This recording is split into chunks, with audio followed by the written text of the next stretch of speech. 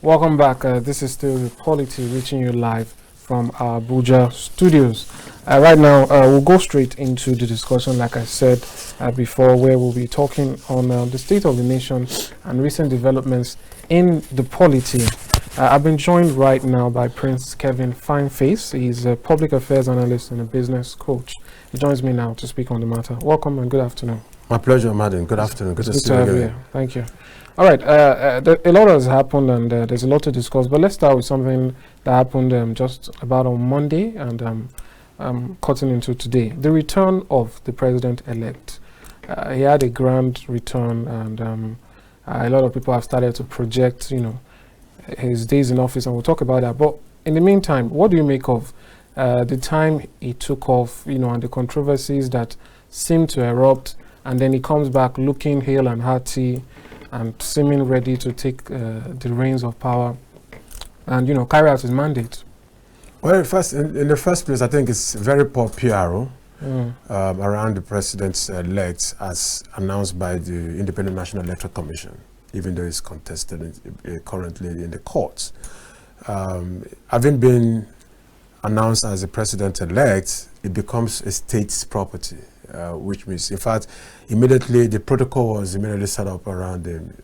We saw he has already started receiving security briefs, national security briefs from the security agencies, because, it's the president-elect, so to speak. And as such, why should there be secrecy about his movements?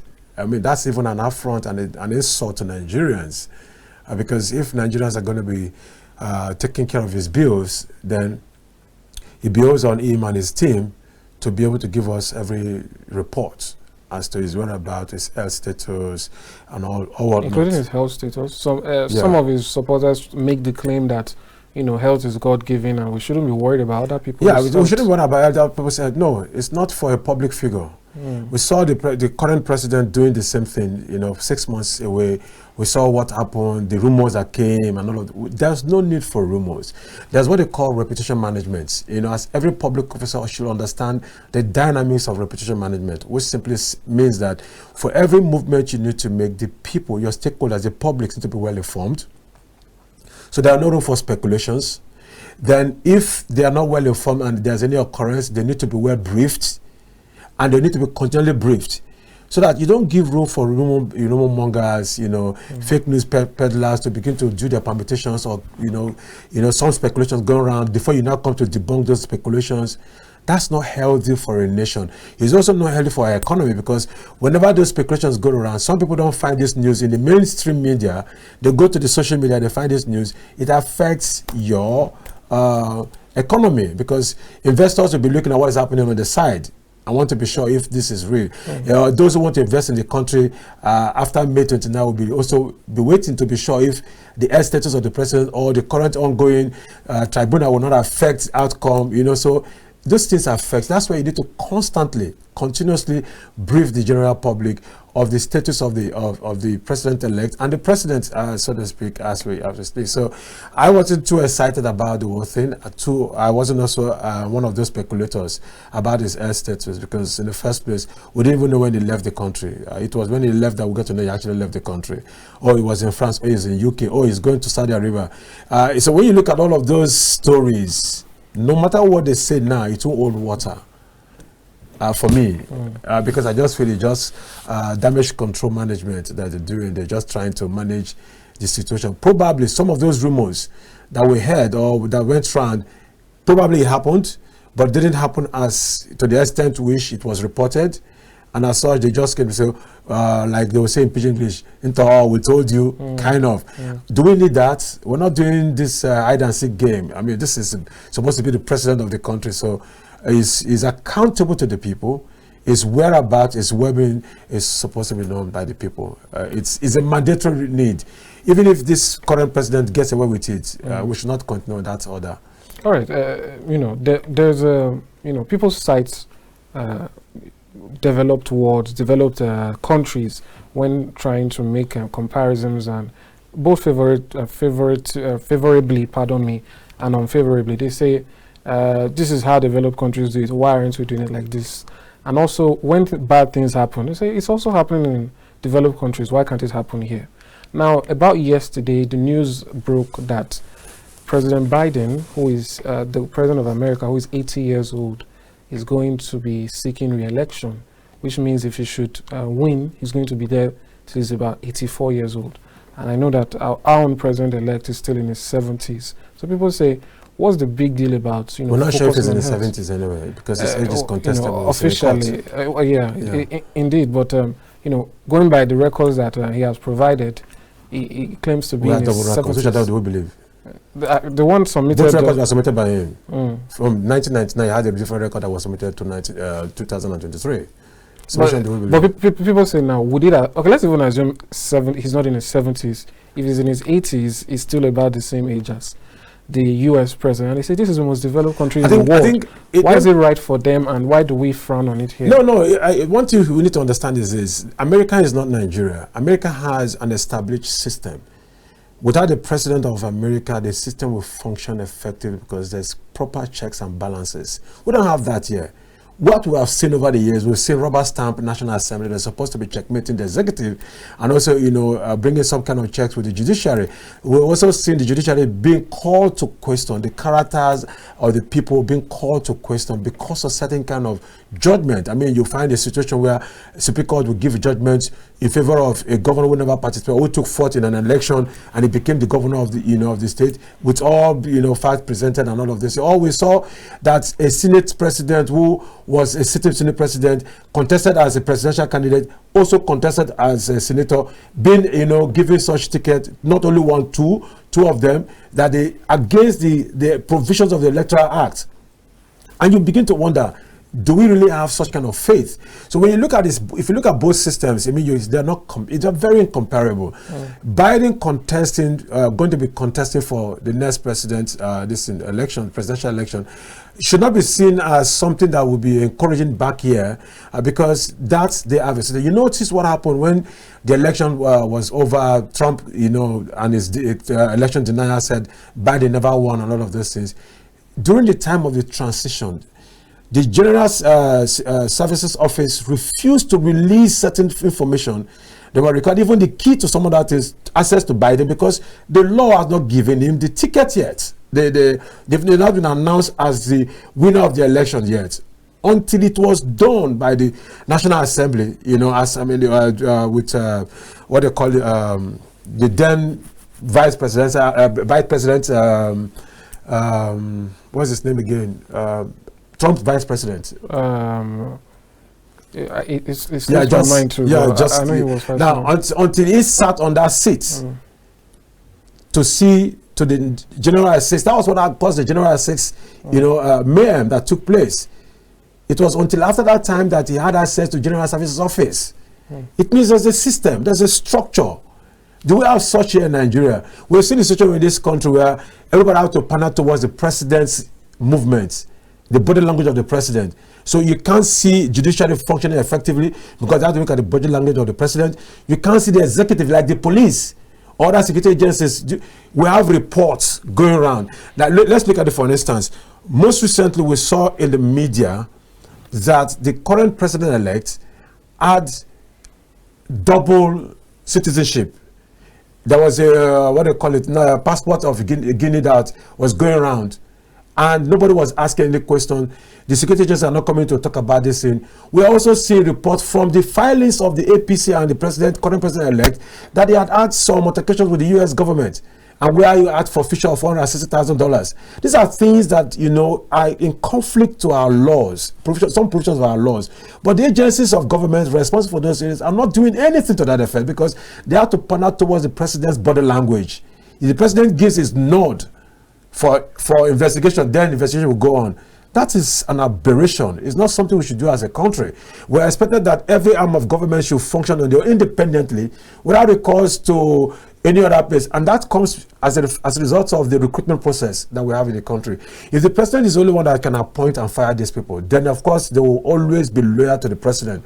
No service chief, no head of government, any head of parastatal or head of agency should be loyal to the president of the country. They are supposed to be loyal to the country first, then work in part with the president that has been elected. And so if somebody wakes up tomorrow to say, wants to take over the country, the military will come in to say, you can't do that. Because the loyalty is to who? To the country. But if the loyalty is to the president, and the president supports that, what will the military do? The military will say, okay, go ahead. That they say they only obey before, they obey command before they do any other thing. No. That's why the responsibility must be that every Nigerian should be well educated with our constitutional provisions and other laws that help the constitution. Then when they get into public offices, one of the primary requirements in their screening process is to ask them to explain the understanding of the constitution. So they know, if they know the law, what INEC has done in violation of our own rules, of the Electoral Act and our own rules. Because, the Electoral Act has given the power to INEC. INEC came up with rules, guidelines to conduct elections, and violated their own rules in the content of the guide, refusing to upload results as at when due, a week after, 2 weeks after results have been uploaded. That's a violation of the laws of the land. If the INEC chairman actually read the law, he did not need to ask people to go to court. He would have carried out the provisions of the court, so those who frown at such provisions will now go to court and have that's explained by the court, that the court will now begin to give some interpretations to those provisions. But when you have not done what you're supposed to do, asking people to go to court, it means that you're already conniving to defraud the system, to undermine the system and our collective well-being, because you have access to these things. So if you look at those situations, you cannot compare Biden's interests to the current president's elect's interests to evil rulers. If a president is already showing signs of ill health, that is a red flag in the first place. Looking at experience, if I must say, we saw how the current president came into power, and for months, for almost 2 years, it was hardly on ground because of ill health that we didn't even know what was his ailment. There are different speculations, and even gave room for some persons to begin to think that it was being cloned. Laughable, speculations. But because the government and the handlers of the president give such room for people to begin to speculate, Interestingly, some people say, look at the President Buhari's time. People said he's not well, and he turned out to be very hale and hearty. The same thing is happening. But that aside, for the president-elect, Asiwaju Bola Ahmed Tinubu, you spoke about institutions and things working without a president and all that. He has already shown or given an inkling of what his government could look like. Let's take a particular incident that happened at the Chatham House, where teamship. He was asked in his words. He said teamship. Exactly, right? And he delegated the answering of those questions to people, and that is one of the things that his candidacy was sold with, that the president-elect has an insurmountable amount of professionals and just a great team behind him. And so that to put the right team together. Yes, and basically all he does is you do this, you do this, you do this. So what do you make of that system? Do you think we might be getting something better, the country generally, with that system of where he might not be responsible for a lot of the heavy lifting, he just delegates it? Now, there's a big risk with such thinking.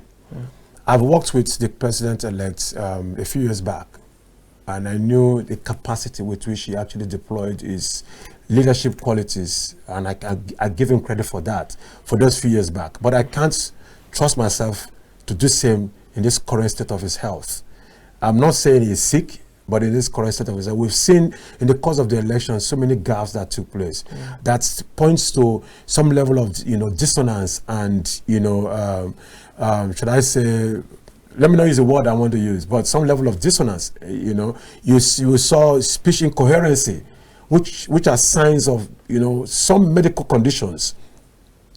What we're going to be seeing happening if he gets sworn in May 29th, from May 29th, what we're going to be seeing happening, we're going to be seeing a prosy type of government. We're going to be seeing the battle of what they call them now, the battle of the Houses. You're going to be seeing the wife, Oluremi Tinubu, and the son, Sheyi Tinubu, trying to show who is more accessible and who is more powerful, whose word is more powerful, who have to speak on behalf of the president. Where I'm from, I'm from the Riverine area. I'm a Calabari man. There's what we used to say in the local language. It says, "Alabobem." Literally speaking, the king said, we have courtiers who comes around the king, and when you go visit the king hardly speak a word. So you see these courtiers or noblemen go towards the king's ear. They just mumble some words. They come back to say, "This is what the king said." Nobody goes to ask the king what if that was what he said. We saw that happened. Also currently happening in the current government. We saw that until Abba Kyari's death. We never knew who was remote control, who was TV, like they don't normally use the words at that particular time. We saw that we saw the president, the current president, also not being aware of so many things. Even when he gave command for certain things to be done, we saw when he asked the IG to go to Benue, he didn't go. He was not even aware. And anytime things happen and he was interviewed, what you will hear from him is, "I wasn't aware."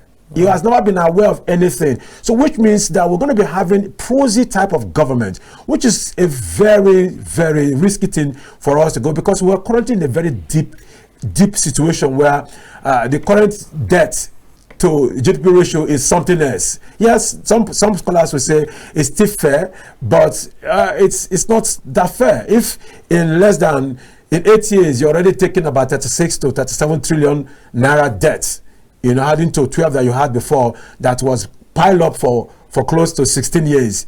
You had 12 trillion. Then in 8 years, you're having 37.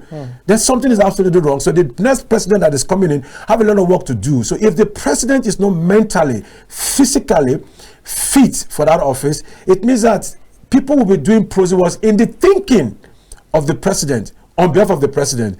And if there are conflict of interest that would likely going to have, because the wife will always want to be sure that she's the wife and in charge of the things, the son want to do so, except both of them come together and agree on a common cause, then you also need to know that you have the thought force, those who believe that they are part of those responsible for his ascendancy, who want to have that inner caucus presence to form the initial clique of governance.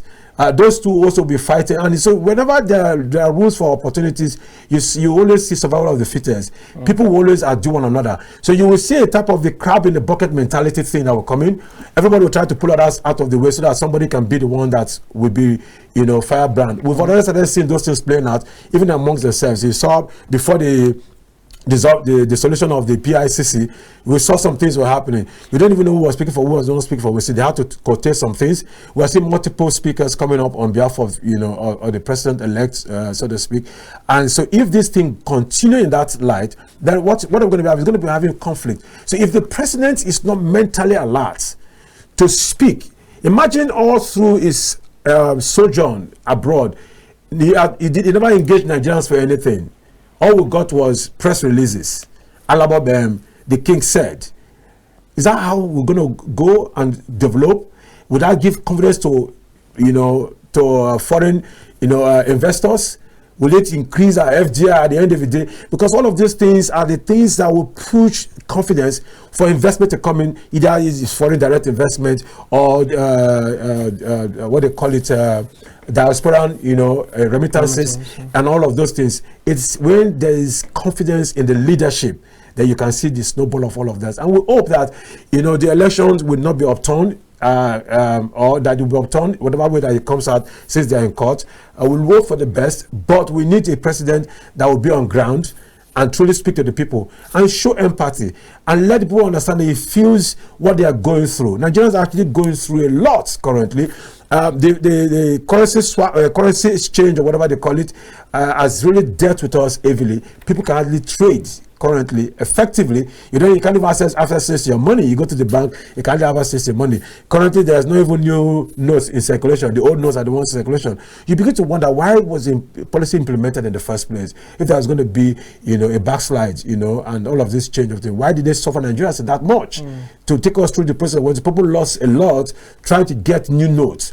People, in fact, burnt their old Naira note because CBN made them to believe that it was useless. So, and they had enough at home that they had to burn some of them. I had to even go and pack all the money that I have everywhere to and spend anyhow, because I couldn't go to the bank to drop them. I started buying things I didn't even need. You know, and at the end of the day, these same people, it just shows how irresponsible and inept they are in terms of governance. It's sad. All right, let's move on from this topic now. But before that, let's just bring some update on the president-elect. It says here that President-elect Bola Ahmed Tinubu and the Vice President-elect Kashim Shettima at about afternoon today have been moved to the Defense Guest House in Maitama district of Abuja. The Defense House is the official operational base of the President-elect till inauguration on May 29. So I think things are shaping up for that day. Which is I supposed to be. I mean, yes, it's the protocol. Yes. As I said, the protocol that is already been released. So every movement we are supposed to be informed. Just every Well movement. now, yes. If the president has headache, we're supposed to be informed. You saw, okay, you mentioned America. When Biden was going to have operations, So, yes. when Clinton was going to have operations, when what they call him Bush, same thing. We saw them giving the American people and the world at large, even as small as taking injection that Trump went to.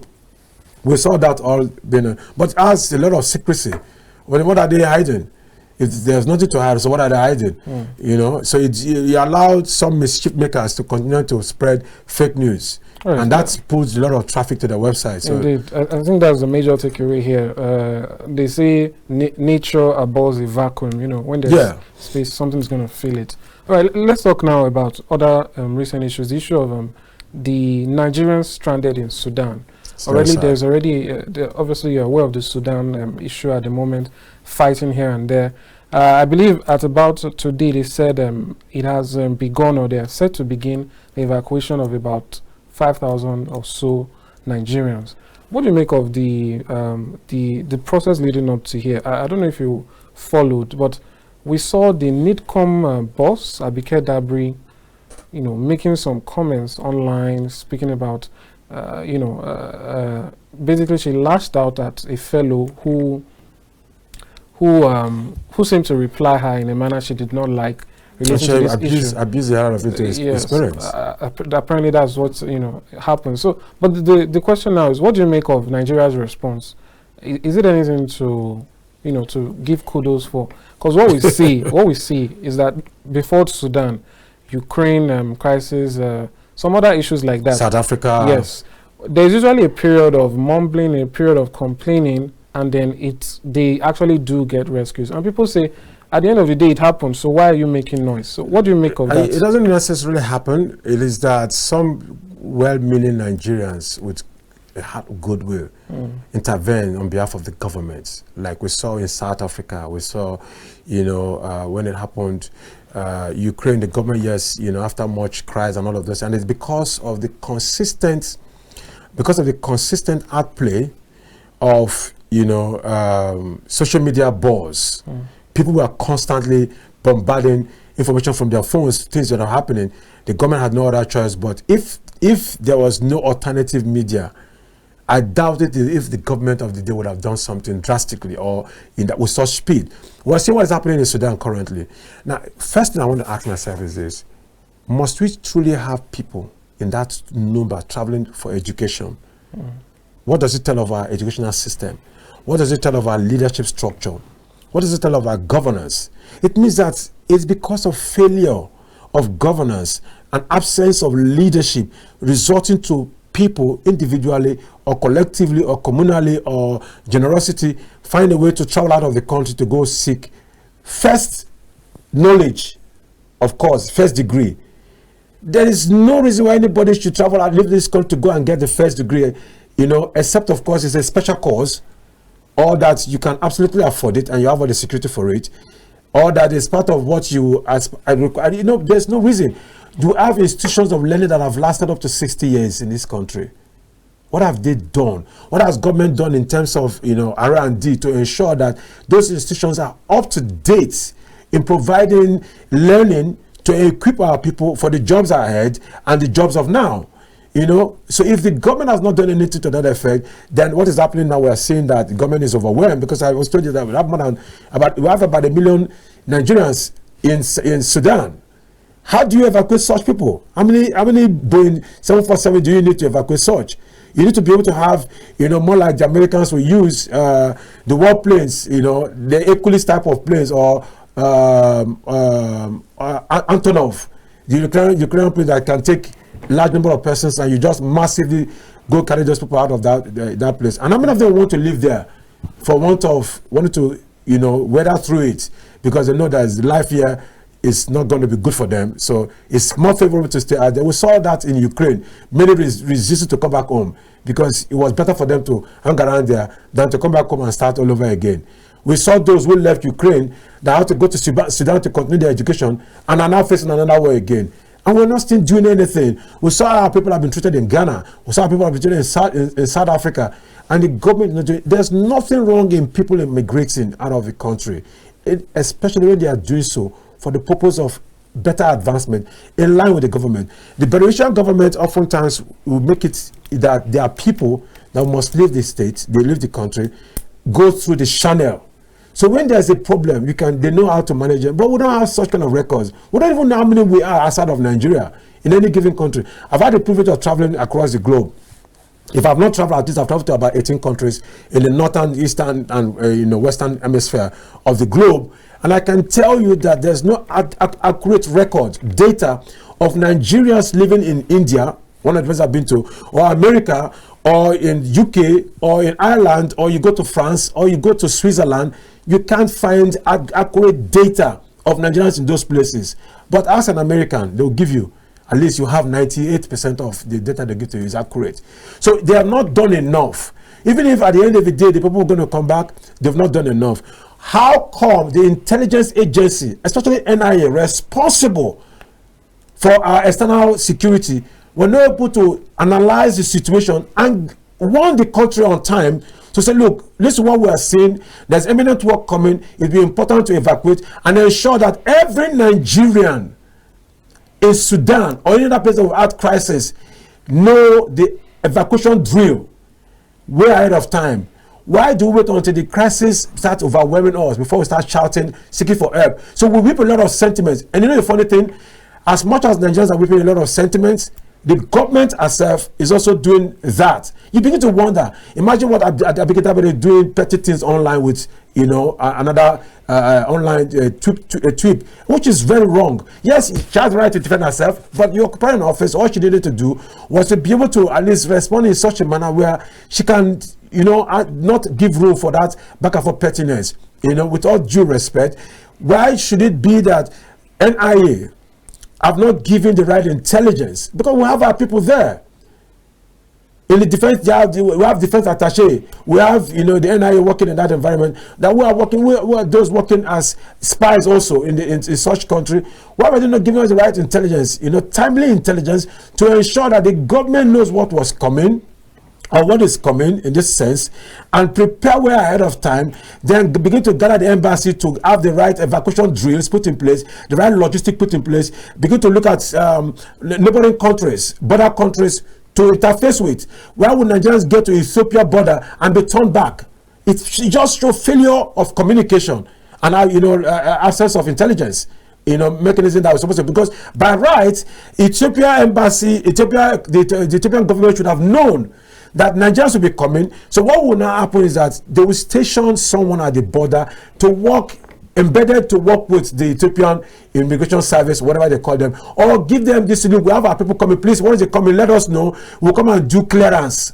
We'll ensure that only those people that we can recognize, we can certify to be Nigerians, will pass through here, and when they pass through here, we're going to create a corridor of security, so they don't get into Ethiopia and cause another menace, because Ethiopians have right to defend themselves, because there's a tendency for Nigerians to get into Ethiopia and not want to go back and become illegal immigrants and remain there and cause havoc. Some tendencies are there, so they are actually being proactive because they have not really trust the character of the Nigerians that they've actually had encounters with, because the Nigerian government have not also shown the character of responsibility to manage our own people. If Nigerian government has shown character of responsibility to manage our citizens and show proof of that to the international community, there is no way Ethiopia will stop. How will Ethiopia allow somebody to pass and will not allow Nigerians to pass? A Nigerian that is the giant of Africa, that we have helped almost all the countries in Africa, and you cannot allow us to pass. Big brother, and they stop us because they don't trust our people, is an embarrassment and an insult to the collective intelligence of Nigerians. It's a shame on the government on one hand, and it's also an embarrassment to us. It means that those of us who have had the privilege, to travel or being in government should be able to do the right thing and hold government to account, not anymore allowing this government to just go ahead to whatever and come back to tell us that they've tried. Try to do what? If you have done the right thing, you would have known this was going to come in. NIA would have been able to give the right report. If NIA gave the right report and the government failed to carry out this, whoever is responsible, the Minister of Foreign Affairs, Abigail Dabere, who is in charge of the diasporans, should be sacked. What do you make about the ministry itself? It seems as though, for some reason, Abigail Dabere has now become the most vocal name or the most active name when it comes to issues of diaspora and relations. Yeah, I think is there a gap somewhere? I think there's a communication gap, and that could be as a result of some usurpations. We have a system of governance where if you're close to the government, the president, or some power blocks around the president, irrespective of the office that you occupy, you sometimes overshadow those who are your senior, because oftentimes they will tell you appointment is bigger than rank. If I'm sure you must have heard such kind of story before, that appointment is always bigger than rank. And that is because if the president appoints you and you have the president's ear, there's a tendency for you to do things that even the minister in charge of you will come and be meeting you to validate and to say, because he knows that if he gets your attention, you will get the president's attention. And so when things like that happen, of course you can't rule out such scenarios. And it's a shame that we have a minister and we have a ministry that's supposed to be speaking, giving us day-to-day update of situations going on. There should be crisis office now constantly briefing. A situational room should have been set up to brief Nigerians. The president will brief on one hand by the minister, then there's the office responsible for that will be there briefing Nigerians of what they are doing, and so that families can be rest assured that their sons, daughters, family members over there in Sudan have a channel that through they can pass. If they still have access to them on phone, they can tell them this is what the government said, go to some place. That we saw happen in Ukraine. We saw some families were able to get the right information to talk to their children abroad in Ukraine to let them know the passage which they can follow for safety. So we're supposed to have such kind of communication going on. That's why you have reputation management in every given establishment, that people are responsible for such. So if the minister is not doing, Abike is doing it with an initiative or either by usurpation or by initiative, then fine and good. If it gives the result, why not? Right. And so we just commend the effort and see that these things don't repeat themselves. So I think we need to be able to have a concrete plan on ground to resolve this whole matter. Thank you so much. Hello. We lost that call. I do want to call in again. Let's just quickly move over to another issue now. The supplementary elections are well and fully done now, and there are still reactions trailing in. Let me take one of the recent updates. In this most recent update, the campaign director of Aisha Binani Dahiru, the governorship candidate of the All Progressive Congress, has absolved the suspended Adamawa Rec, Hudu Yunusa Ari, of any wrongdoing. She announced that, Ari announced, in a letter signed by the secretary to INEC, the Rec was ordered to steer clear. And now the representative or the campaign manager of Senator Binani is saying that it is not wrong on the premise, I'm quoting the person now, it is not wrong on the premise that he doesn't want to allow a vacuum in the state. Results must be announced.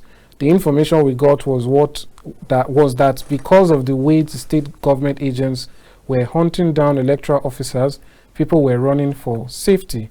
I am not surprised that the returning officer disappeared.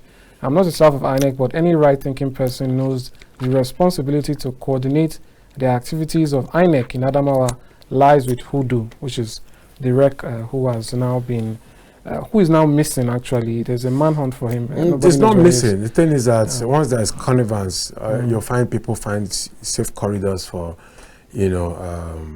state actors who work against, non-state actors who work against state actors. The Rec do not have the right by law. It's the state Rec, recent electoral commissioner, by the electoral provisions as relates to the elections. The Rec was not the returning officer.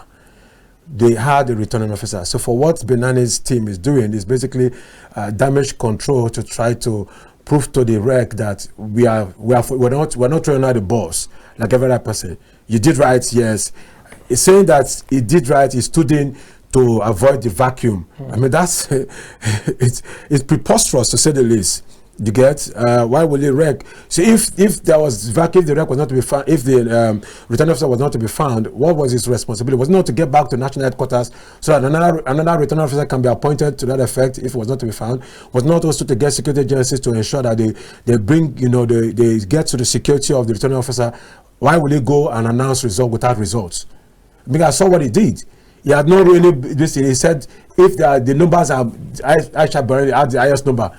What proof does he have to make that such an announcement? And after making an announcement, he walked away. Was that how it was supposed to be done? Are there no guidelines guiding the elections?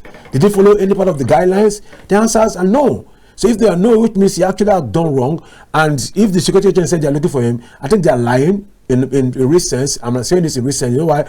The Commissioner of Police and other state security heads were all seated when this man made that announcement. They didn't know the law. They didn't know the provisions of the guidelines. It just shows how inept people in governance are. Because you explained it that the Commissioner of Police and other security agencies heads were seated alongside with when he made that announcement. None of them saw that this man was committing big blunder, a treasonable offense to state level. Because what was basically doing was civilian coup. Announcing a result, a purported winner that was not a winner in place of a real winner. And that's like a coup. He tried to install a governor of his own choice. And that if I shall have the highest number, let her have it. How can you do that? And then they said they're looking for him, they're all lying. They know where he is, he has done what he's supposed to do, but unfortunately because there was the outcry was just too much. That's why they had to change it. If not, if the announcement was not made, people didn't go. Everybody, even those they call obedience, we are part of those crying foul for such act. If they didn't cry that much, it would have just been swept under the carpet. Because it was almost similar to that Professor Mahmoud Yakub did with the announcement of the president-elect. About that, what do you think could have been done there? It was simple. Because the guideline said if there was an objection, the chairman was to stop college and ensure that the contested results have resolved, verified before he continued the announcement. We're not in hurry. Yeah, but the point now is when there was an error in guidelines or procedure at the state level, the national stepped in and corrected it. What could have been done? The same thing. But that when they said, don't make an announcement, that was what the national told states. It was right? anyone who could do it, yeah. Abia, Enugu, Kaduna, they say, hold on. Nasarawa, right? Nasarawa later came up much later. Adamawa, they say, hold on. Why would the national ask them to hold on? Why didn't the national? I listened to the guy in Enugu. He said he is a man under authority. So you have to go ahead with what the authority said against even certain provisions that we are seeing based on what we are now. You notice that part of the result that were announced by the chairman, national chairman, that favored the APC. Part of the result announced at the ICC Center, the National Coalition Center, they were broadcasted live. Part of those results were faulty because we did a calculation of what was shown on the screen. Even the Excel sheet they used, the Excel tabulation that they did was not correct. The total of the result that were inputted were not correct with the total that was presented. And they were not even saying what they were just doing. We were just calling figures without looking at the total. So the chairman should have had a mathematician around him who would have been doing the proper calculation as the figures were coming in to ensure what they are getting in that sheet tallies, that it meets the format and the equation that were required to get the right summation in an Excel sheet. If you look at the Excel, take your time to go look at it. I'm not saying just go look at that was presented, what the result that were presented on screen, and do a calculation. You will see the errors. Now, if you go to INEC IREV, you also see that all the results that have been operated so far are in variance to majority of results that were announced by the chairman, that were brought by the returning officers of the states. So what the man should have done, in order to avoid the error, and in order to also ask people to go to court, what he would have done was to be sure that the results are verified, well calculated, so that once an announcement is made, you know that you have done due diligence. But he didn't do due diligence. He was so in hurry to make an announcement. And so what did he do? He waited until around 4 a.m. to make an announcement. At that time, he asked, he would say they are going on a break to reconvene the next morning. 11 o'clock, they've closed the reconvene. But to Nigeria's shock, we woke up to see that there is a president-elect. Only a few who were awake up to that period. We thought that at 11 they will close and come back, at 9 or 10, 11 o'clock again the next day. And we just saw the result announced. They will not start seeing the errors. Now, for those errors that have been traced and have been identified, it's a shame. And it also shows one thing, that the INEC chairman compromised his position. Because you saw the rejection of uploading those results, the presidential result as well. I went to vote. My unit, we used to have about 300 to 400 people, but this last election we had about 1,000+ people. We stood in the rain and in the sun. It rained heavily, my unit. Prince Fife, just hold that thought for a moment. Let's quickly hear from one of our callers. Good afternoon, this is the Polity. What's your name and where are you calling from? Yes. Hello. We can hear you. What's your name and where are you calling from? Yes. This is Reverend Bassi calling from Delta State. All right, Reverend Bassi, go ahead. I am calling from Delta State. Go ahead, please. I want to agree with the. Please turn down your TV. Okay, turn down your TV set so we can hear you better, please.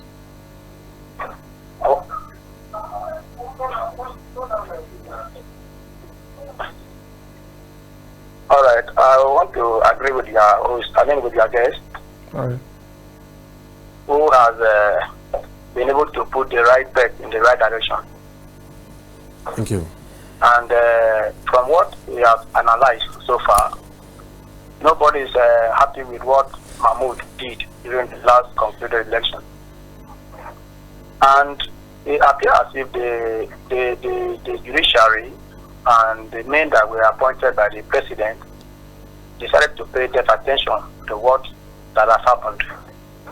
It has happened in other states, most especially where a particular person was declared a winner. Later, the election was cancelled and the real person was announced. Then what is preventing the government of the day to look into the announcement that Mahmoud made? So, I also want to plead in the case of the students that are stranded in Sudan. Those who have private jet in this country should, as a matter of urgency, give out their private jet, to help those students that are stranded in Sudan, because they are all Nigerians. We don't want to stay here and hear that some of these persons are nowhere to be found. Please. That is my contribution, sir. Thank you so much. Well done. Thank you so much, Reverend Bassi. Thanks for calling. All right, please go ahead. Okay, yeah. So I like what he said. I talked about the position of the president and the government of the day in reversing the purported declaration of Benani as the governor-elect. If they could intervene, he said, why are they not intervening as it regards to it? Because they have interest. Because the president of the day wants the president-elect to be the president-elect. Because he said it. He said the only person who was fitting to take over from him was Bola Ahmed Tinubu. And if the president made a kind of statement, we also saw that during the time of the election, after voting, he actually gave a subliminal message. He showed who he voted for, which was a subliminal message telling every other agency, this is the person I support, so go ahead with whatever plan we have that we do. He should come and prove. If he does not prove it, then he should be tried by law. He has immunity, but after his office, he should be tried for violating the Electoral Act. Because you're not supposed to have done that, If the president, and he has not even apologized to that effect. That tells you how ignorant and inept how those in government behave, because they don't understand that this is the law and they can get away with it. Now, if you listen to what he said, I was going to talk about, my experience with during the election. Yes. We stood in the rain. It rained heavily. Nigerians stood in the rain. just to make sure they cast a vote. And we ended voting, if I tell you, you won't believe it, at about 10 to 11 p.m. Vote count continued until to 3 a.m. Then when it was time to upload results, they said they don't have password. After much effort, making calls, they finally brought password. Oh, they cannot upload presidential. Oh, they cannot do this. But they pasted these results at the polling units. But to my shock, I went to the IRF to check my polling unit's results, 097 Gadwa unit. I was shocked to see that presidential results sheet was blurry. I can't see the figure clearly. But at the polling unit, we have the figures. I have the, because it was recorded also. The proceeding from the beginning to the end were actually recorded. So there were variants of the reality that took place at the polling unit than what we were seeing at the IRF. So that tells me something. The difficulty in uploading the result, the difficulty in successfully uploading the National Assembly result and not being able to upload this, the presidential result shows one simple thing: there was connivance. The commission colluded. The leadership of the commission colluded. It wasn't something that was done at the lower level, because if it was at the lower level, somebody would have been punished, somebody would have been sacked, somebody would have been arrested for that effect. The government first came out to say there was hackers that tried to hack the system, and INEC later came to say there was a glitch. Now we later found that there was no glitch. It was something that was done deliberately. Because see, the server is being hosted by AWS, Amazon, web services. So you cannot get a glitch because it's 99% fail proof, right? I've gone to do that research. How do you not tell us that it was a glitch? So you have to show us the back end. Let's do an audit trail to know if there was glitch. If there was even an hacker, you will know when the hacker came to that place, the time he came, when he left. Those trails will be indicated. We'll now know who and who have access to the back end from the server point. It's there because nobody can access the server without going through the levels that have been set in that server. So let's have access to the back end. Then we'll prove to them that there was no glitch and there was connivance from the part of the leadership of the commission.